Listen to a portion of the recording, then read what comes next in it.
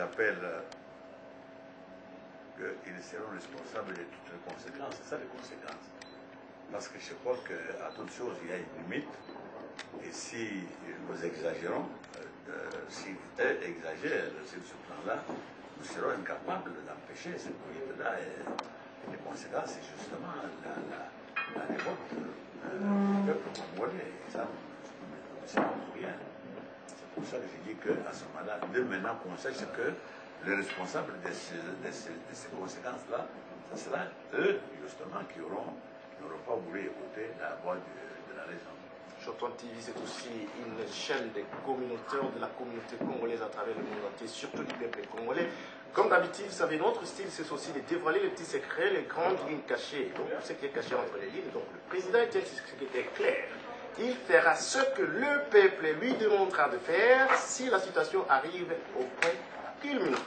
Donc, c'est pour le peuple, pas la communauté, on a vous êtes la terre, le groupe, donc ce qui peut de l'élection, il est prêt d'accepter la volonté du peuple et les responsables ne vont subir par conséquence. Lisons ça clairement et le message est passé. Ça c'est Chotoine, nous vous disons que soyons responsables de notre propre sort, l'avenir. Oui, Président, c'est très profond ce que vous dites.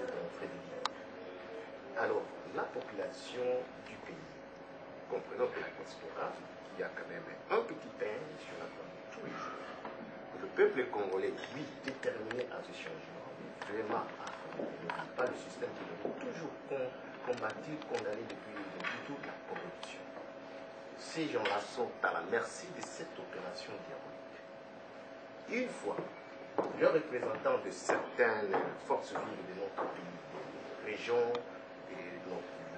soit Kassam, soit je ne sais pas moi, prennent la parole pour dire à ce peuple-là, étant corrompu, de ne pas soutenir la vision de toute une nation, c'est-à-dire conduire le candidat du peuple à la tête. Et cette situation-là va pouvoir peser sur les élections. Est-ce que le peuple congolais, je suis à ce moment précis, que vous connaissez, parce que vous êtes avec le pays, est préparé pour surmonter cet obstacle? Parce que ça arrive. Mais ce peuple congolais vous écoute, nous avons attiré de l'attention des peuples sont là.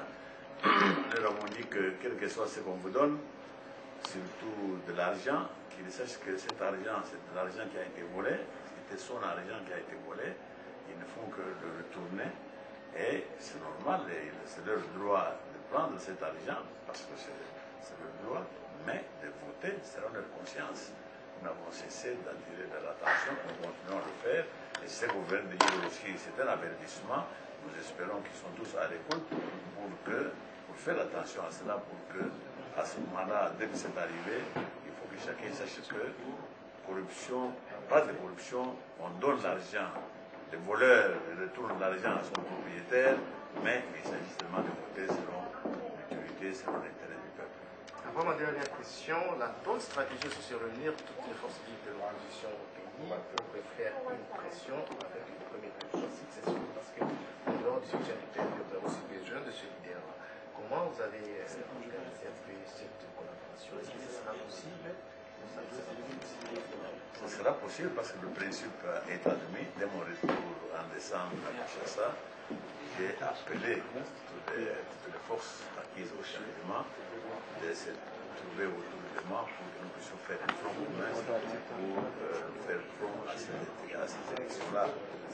Mais l'organisation, pour vous dire les détails, nous après avoir organisé nos différents partis qui n'avaient jamais eu la liberté de s'organiser, une fois que nous avons organisé le parti respectif, nous avons entamé la deuxième étape, qui est celle de négocier pour concrétiser ce principe que nous avons déjà accepté. Nous allons voir les candidats communs contre le candidat de l'opposition.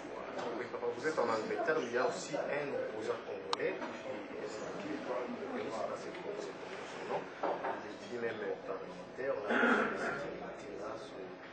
celui qu'on avait depuis sa maison, en Angleterre, ces gens qui sont Pasteur Ngoï.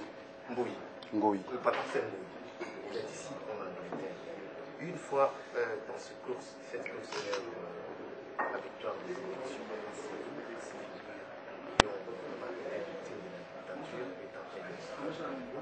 s'est demandé aujourd'hui à l'IDPS de dépaiser de tout son poids pour qu'il revienne à ses responsabilités une fois qu'il est au pouvoir pour servir le peuple. On n'a pas demandé ça, c'est son droit. Il n'a pas demandé à ceux qui reviennent au pouvoir. Il en est écarté parce que maintenant ceux qui sont au pouvoir sont contre lui.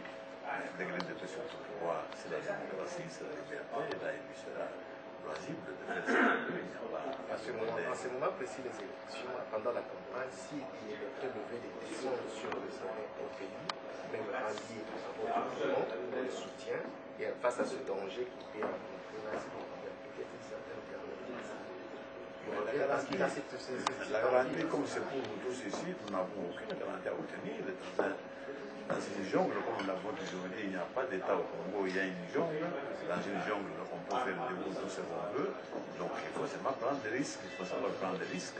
Comme nous le prenons nous tous, nous ne pouvons donner la garantie à personne. Donc, ou bien il vient prendre ces risques avec nous, comme nous le faisons, ou bien il préfère attendre un peu, qu'il voit clair, ça c'est son droit aussi. Il peut toujours attendre, mais il sait qu'il est. Nous savons qu'il sache qu'il est de cœur avec nous, nous sommes de cœur avec lui dans les souffrances qu'il rencontre, ce qu'il fait. C'est pour l'intérêt du peuple, c'est pas pour lui. Voilà, donc la mission du président Etienne Tshisekedi en Angleterre a beaucoup de succès. Donc il a réalisé tout ce qu'il est venu faire ici avec beaucoup de succès. Surtout que juste après cet entretien, Eugène Ekanga va vous le proposer en lingala. Vous allez comprendre de quoi il s'agissait. Donc il a été vraiment bien accueilli. Les Congolais l'ont bien réussi. Ça pesait même sur les autorités de ce pays qui ont reconnu à lui l'homme du changement, parce que ça ne s'est jamais passé à King's Cross une fois dans l'histoire de l'Angleterre, comme ce qui s'est passé à son arrivée. Merci de nous avoir suivis. Donc je vous reverrai demain à 20h pour les autres informations plus précises sur la visite du président Etienne Tshisekedi. Merci. C'est moi.